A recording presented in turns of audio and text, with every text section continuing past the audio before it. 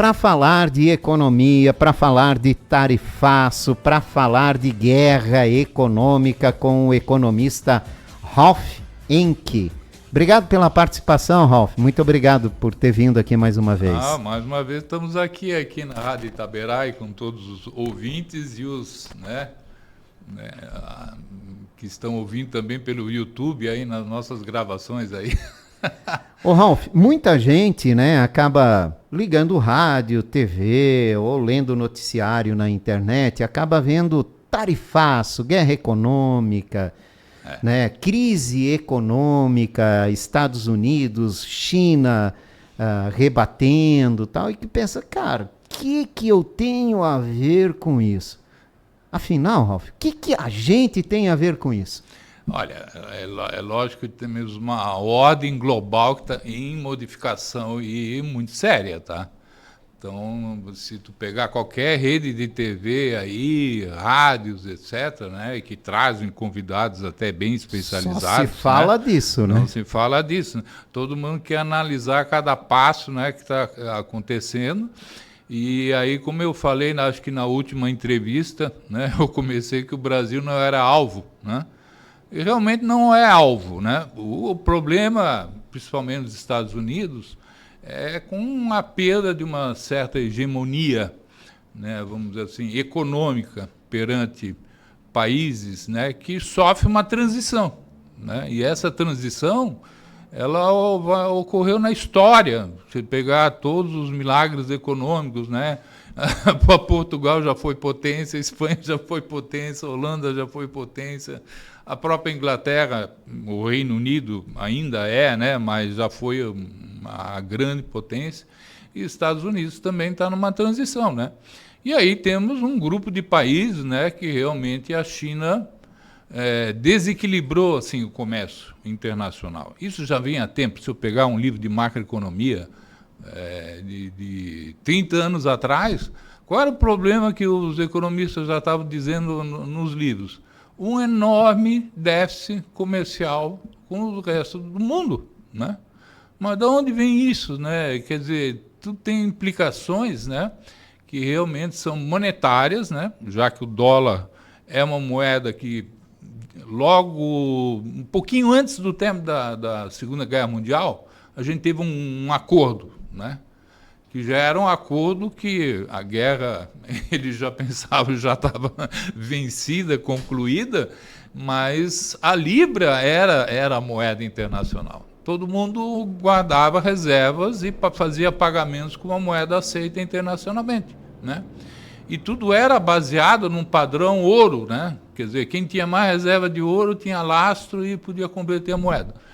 E aí, logicamente, o Reino Unido Londres foi bombardeada, tinha que fazer toda uma recuperação, a Europa estava, Estados Unidos participou da guerra, mas nenhuma cidade lá foi bombardeada, Fora Pearl Harbor, que foi lá no Havaí, foi o único ataque assim o foco direto. Era a Europa, E fora isso, os Estados Unidos se envolveu na guerra e eram um dos ganhadores, E na época tinha a maior reserva de ouro. Então o dólar, a partir daí, mudou o mundo. O mundo monetário, todo mundo ficou baseado no dólar. A única grande modificação foi uma criação do euro, que isso foi um plano também de 50 anos, que praticamente os países que são da União Europeia, pagam suas importações e exportações com o euro, mas o problema do dólar persiste, E esse dólar supervalorizado, tem levado, sempre pessoas que querem comprar dólar, querem ter segurança em dólar, E o que acontece? O dólar se valoriza.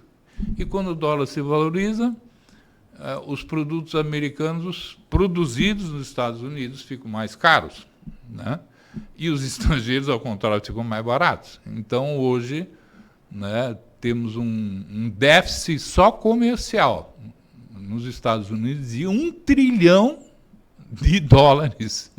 Ou seja, eles importam, Né? Por isso que quando tu vai para Miami, meus amigos, né, trazem acho que três malas a mais de bagagem, produtos, né? De produto, né? Porque as tarifas estavam baixas, né? Se você comparar as tarifas brasileiras dos produtos americanos em comparação ao que eles praticam com os nossos, né, há uma diferença incrível, eles são muito mais baixos. Então, o que o Trump está querendo corrigir é esse déficit comercial, né, enorme, gigante, né, e tentando estabelecer uma nova ordem mundial, mas numa estratégia realmente que é muito criticado por várias nações, né, até porque ele tem colocado, né, vamos dizer assim, o pé pelas mãos em alguns parceiros assim históricos, né, fazendo ameaças, né, fazendo negócio, né.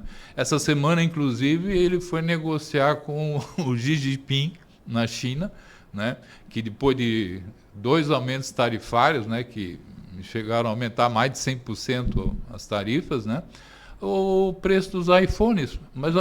Mas a gente pensar, iPhone, tu olha assim, iPhone, o que é um produto? É um produto da Apple, tu acha que ele é produzido nos Estados Unidos? Não, da onde ele sai? Da China. Da China? Ele é montado lá. E aí, computadores, da mesma forma, com raras exceções, né? Se tu pegar um veículo, ele é produzido no mínimo em 20 países e montado em algum lugar. E de lá ele é exportado, né? Quer dizer, a tarifa vai recair não só nas partes componentes, né? Que foi até o caso aí do primeiro tarifaço, né? Que foi do alumínio e do aço, né? Quando eu olhei na Bolsa de Valores, a Gerdau subindo assustadoramente, né? Mas lógico, porque a Gerdau tem fábrica nos Estados Unidos, né? Então não tem fábrica só no Brasil, ela já produz lá, né? Então ela já se viu beneficiada. Então tem várias situações muito complexas nesse sentido, né? Que vai alterar rapidamente não só o custo dos preços das coisas, né, do que a gente compra e vende, e vejo que os Estados Unidos vai ser o grande reclamão. Por quê?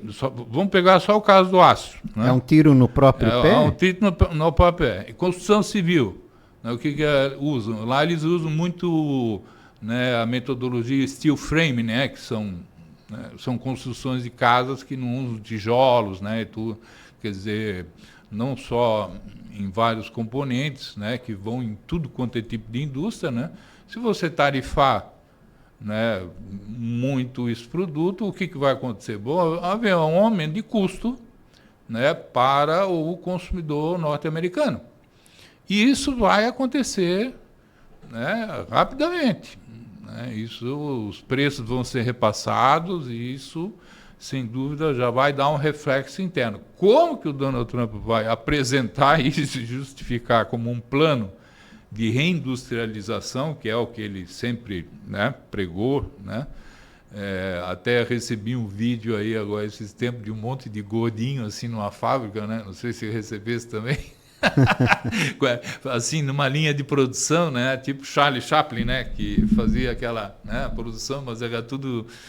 lógico, porque eles brincam até porque a obesidade média do norte-americano é grande, né? Sim. E, como dizendo assim, puxa, trazer o norte-americano, né, que está acostumado a um bom padrão de vida, né, para trabalhar em serviços assim de indústria, né? Só se tiver o robô do Elon Musk, né? Pois substituindo. Vai ver que essa é a ideia. Vai ver que essa é a ideia, né? Quer dizer, mas assim, a preocupação da desindustrialização, ela já é comentada né? Eu orientei vários TCCs, trabalho de conclusão de curso, sobre esse tema, desindustrialização no Brasil, né? Então vejo que a situação às vezes é mais grave, né? Mas se a gente pegar o exemplo de Blumenau, por exemplo, né? Já é um exemplo disso, né? Uma cidade que era industrializada e hoje já não é mais o forte da economia dela, a indústria, né? A gente não tem mais o mesmo contexto, porque à medida que os países, né, ganham, digamos, um status de um país mais desenvolvido, né? você tem uma série de serviços, né? Uma descentralização da produção. A tecnologia, né? Que avança muito nisso também. A tecnologia que avançou, a automação, né? Então, muitas tarefas, né, que eram realizadas, né, por pessoas, hoje não são mais, né? Isso a gente pode ver claramente, só pegar um filme, um vídeo antigo, né, para ver que hoje um robô, né, está fazendo alguma operação ainda que ainda não descobriram, né, como substituir pelo homem. Mas aí quais são os nossos empregos, né? Empregos de tecnologia? Então tem logicamente uma parte da população norte-americana, né, se a gente olhar uma cidade como Detroit, né, que é uma cidade industrial, onde se concentrava. Meu avô trabalhou lá no início dos anos 20, né, na Ford, e hoje é uma cidade que não tem mais indústrias automobilísticas, né? Onde que as coisas são montadas, né? Em países onde os custos são mais baixos. Então, geralmente na Ásia, né? Geralmente na Ásia, né? Mas também no México, né? Em países vizinhos, né? Onde a logística, né, permitiu. Então, todos os processos logísticos, né, permitiram assim, a criação de cadeias globais de valor, né, que permitiram um comércio internacional. Só que isso, para os Estados Unidos, né, que aparentemente sempre foi, lembram do consenso de Washington, né, era para todos os países baixarem as tarifas, né, alfandegárias, para proporcionarem, né, aquilo que Adam Smith, né, que foi um economista que falou das vantagens absolutas, né? Que é uma vantagem absoluta? Você fazer melhor do que o outro, né? Eu posso ser um médico, né, em que eu posso ser um bom cirurgião, mas eu posso ser um bom jardineiro. Mas qual é a hora do jardineiro e qual é a hora do médico? Né? E lógico, se eu estiver perdendo tempo cuidando do jardim, em vez de fazer a cirurgia, já que eu tenho um tempo de lazer, um tempo de sono, né, qual é a vantagem de fazer as duas coisas se eu tenho uma vantagem absoluta?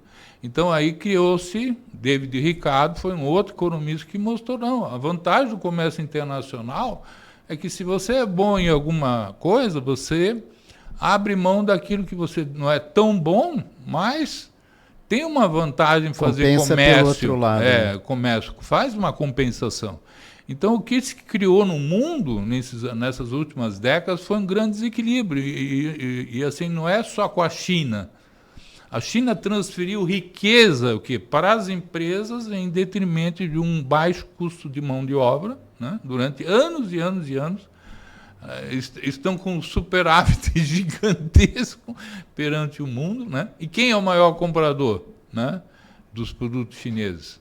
É os Estados Unidos e vários grupos de países que realmente compram um excedente de produção, porque não há consumo interno suficiente nem renda para que tudo que é produzido na China seja consumido dentro da China. Que há regiões pobres, qual é a região rica?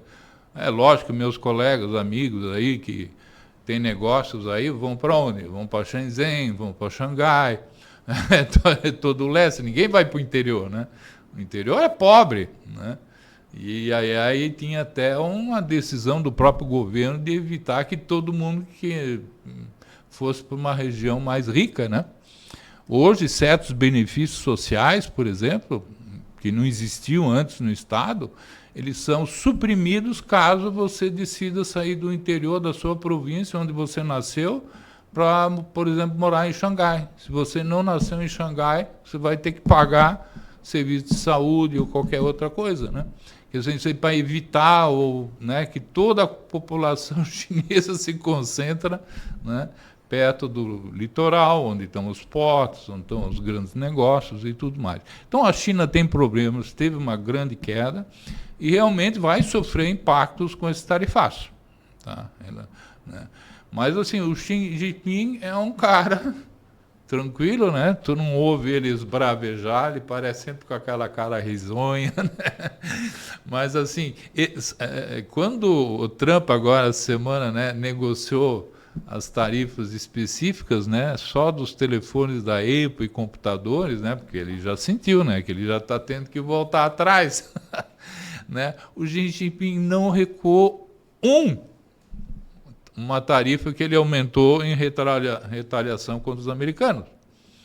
Quer dizer, quem cedeu nessa negociação foi o Donald Trump, né? Porque ele viu que, né, logicamente, as consequências seriam muito mais danosas, né, para o consumidor americano e para todos lá que vão para Miami, né, que já vão encontrar um iPhone mais caro, né? Tu vai lá para Miami comprar, quem que viajava, já é caro, né? Quem agora, viajava para imagine agora com uma tarifa, né, dobrada, se persistisse, né, realmente nem seria vantagem, né, ir para lá. já seria mais vantagem comprar aqui. Exatamente. Professor, sempre vale a pena a gente lembrar quem é Donald Trump, né? Ele é um negociador, né? A vida dele foi de negócios, né? Um vendedor de imóveis de alto luxo, né? Que criou uma riqueza gigantesca fazendo negócios, né? Negociando. E ele nada mais está fazendo do que negociando. Pode ter entrado com os 2 pés. Ele tem 3 livros, né? Mas está negociando. Ler, né? Ele tem 3 livros publicados, né? Alguns estão até fazendo chacota, né? Porque se ele está errando, voltando atrás, né?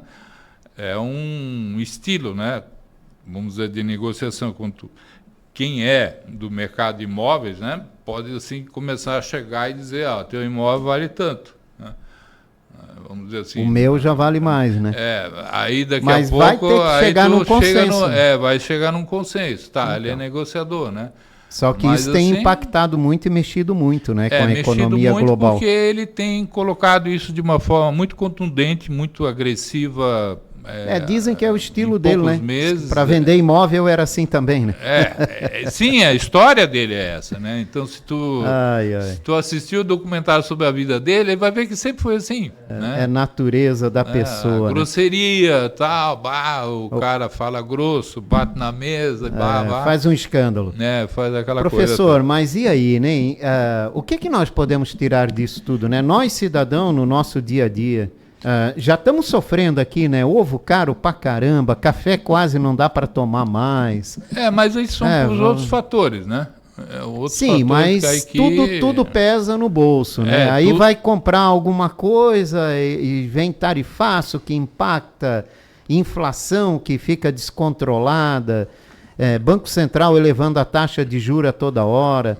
Como é que fica o cidadão no meio disso tudo? Deus, né? Um bombardeio de notícia ruim. É um bombardeio. A gente já falou que a inflação oficial, mesmo sendo, né, em determinados períodos, 4, 5, a inflação dos alimentos está, em média, se separar do resto, absurda, né? Maior, absurda, né? E aí a gente já tinha comentado sobre metodologias aí de inflação, mas que separam linhas de produto. Então, pode acontecer o seguinte, né? Que um determinado item caia de preço. Por exemplo, né? A medição aí que o eletroeletrônico, uma TV aí, né? De plasma, tantas medidas, não sei o quê. É um conjunto grande de produtos. Pode cair de preço, né? Mas, assim, o pobre, assim, o cidadão mais pobre, né, a maior parte, realmente, da sua renda vai ser gasto com transporte e alimentação, né, basicamente. Né? E quem vive de aluguel, também sob o preço dos aluguéis, que é outro dilema em alguns países. Né? Estava vendo na Europa, né, o que está acontecendo em Portugal, Lisboa, né? Todo mundo querendo morar lá, alugando os imóveis aí em substituição a hotéis, e muita gente daqui a pouco não tem lugar mais para construir, o imóvel sobe, o salário é baixo, né? Lá o próprio português está vivendo na periferia. Então são tudo complexidades, né, numa circulação da economia, né, que se não forem corrigidas, né, por alguma medida, né, que a gente sempre tem medo do governo, né?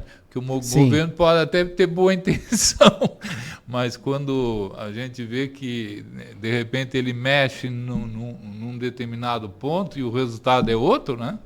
Ele vai causar, às vezes, mais prejuízo do que o próprio preocupante, benefício, né? É preocupante, né? Então, a gente tem que entender todo um contexto. Mas, assim, eu fico tranquilo que o Brasil ainda é forte no agronegócio, a gente não é alvo, a gente pensa que realmente não. Podemos, em alguns setores, ter impacto, sim, com certeza, né? A China, obviamente, tem uma superprodução, né? Se tudo ficar caro vendendo para os americanos, eles vão procurar outros mercados, né? Pode ocorrer até baixa de preços, né? Algumas tarifas foram generalizadas, né? Mantidas para todos os países, né? E cada setor vai ter uma realidade, tá? Uns vão ter vantagem, né? Não dá para citar um por um aqui, certo? A gente tem aqui o setor têxtil. Então, o que não interessa, assim? Setor têxtil, talvez metal mecânico, né? Né? Tecnologia. Então, a gente tem que analisar que cada um está vivendo e interpretando a sua realidade para conseguir novos mercados, né? Outros mercados alternativos, casos assim. Mas tem certas coisas, né, que realmente a China atraiu durante anos e anos e décadas, né, empresas que, de repente, né, em função disso, não vão querer mais ficar lá, né? Não, vão querer voltar para os seus países, mas isso é tudo muito relativo, né? Porque os salários na Europa são mais caros do que na China. A China também teve aumento de salários. Tu acha que os chineses não enriqueceram durante todo esse tempo? Não foi uma transferência igual, né? Foi desigual, né? As empresas cresceram mais, bilionários surgiram assim em décadas, né? A gente tem indianos também, uma Índia que inclusive eu estava vendo uma reportagem, não conseguia assistir ela hoje, né? Mas um questionou, mas e a Índia, um país gigante também, ninguém está falando nada da Índia, Estados Unidos, Índia, China, Índia, né? Como é que é a relação, né? A gente está falando muito da Rússia, né? Por causa da guerra, envolvimento, mas a Índia é um país né, com uma população maior do mundo, maior que ultrapassou a China, né? Então, e está fora de todo esse contexto, né? Ninguém está falando de tarifas e nada disso. Então, são tantas coisas que a gente pode ter no mundo hoje, né? Uma empresa hoje em Blumenau, ela tem que ter uma visão internacional, não tem jeito. E muito aberta. É muito aberta. Ela não pode ficar só restrita aos fornecedores internos, ela tem que procurar alternativas, né? Inclusive, um colega meu, que é importador de pneus, né? Ele negociava direto com a Indonésia, né? Mas foi lá no Camboja, né? Um país vizinho, muito fechado, ver o que está acontecendo lá. Né? Então, o empresário tem que viajar, tem que ir a feiras, tem que olhar a realidade do mundo, não só pela internet, né, que às vezes é limitada, né? Em loco é uma coisa, às vezes é limitada e às vezes tem interesses, né? Às vezes tem interesses. A gente tem que conseguir ter esse olhar aprofundado, né? Esse conhecimento para ver onde ali tem algum tipo de interesse ou não, né? Exatamente. Em alguma informação. E procurar, porque tem muitos brasileiros que têm agentes, né, comerciais em cada um desses países, né? Que estão ajudando brasileiros, né? Não é só os consulados que mudaram sua função, não só diplomática, né? Mas hoje muitos consulados, né? Eles são hoje ambiente de negociação, né? Entre países, né? E realmente o papel do governo nessas missões aí é realmente estabelecer acordos, né? Nem que sejam bilaterais, né? Porque eu acho que um acordo multilateral, quando ele envolve muitos países, né? Há muitos cruzamentos de choques, né? Sim. E aí é mais difícil você fazer um acordo multilateral. Mas os bilaterais são importantes e o Brasil é fraco nisso, né? Então a gente tem que evoluir muito nessa questão e nessa possível nova ordem mundial, né? Do comércio. Né, nós temos que procurar realmente o máximo de informação, né, de quais são as consequências em cada setor, para que a gente procure realmente uma solução com outros países, né, sem dúvida. Né. O Brasil acertou, né, eu vou elogiar o Haddad, né? Agora, foi lá correndo lá para fazer a aceleração. Pô, há quanto tempo o Mercosul com a União Europeia já está, né? ainda naquele chove não molha, né? Aí ele foi lá correr, tá? Fez certo. Então, o que é certo a gente tem que elogiar, né? O que é errado é verdade. a gente tem que criticar. Exatamente. Professor, obrigado pela participação do senhor. É um assunto meio que complexo, né? É complexo. Mas né? é bom a gente ficar acompanhando, ficar atento, né? Porque reflete de uma forma ou de outra, vai refletir no nosso dia a dia, né? Exatamente. E o caso do dia a dia no supermercado, como você falou, aí são problemas às vezes internos, né? Não tem nada a ver com a questão internacional, né? O preço do ovo, o preço do café, né? Falam que o café aumentou muito porque o Brasil exportou muito café para o exterior. Então, quem que está importando mesmo? Qual é a demanda, né? Então, essas coisas influenciam e em questões internas, climáticas, né? Em termos de alimentação, tudo um sobe e desce às vezes, né? Sim. Mas que incomoda, né? Exatamente. E a gente tem que fazer as substituições aí, né? E quem viveu a época da hiperinflação aqui no Brasil já é escaldado, né? Já sabe como lidar né?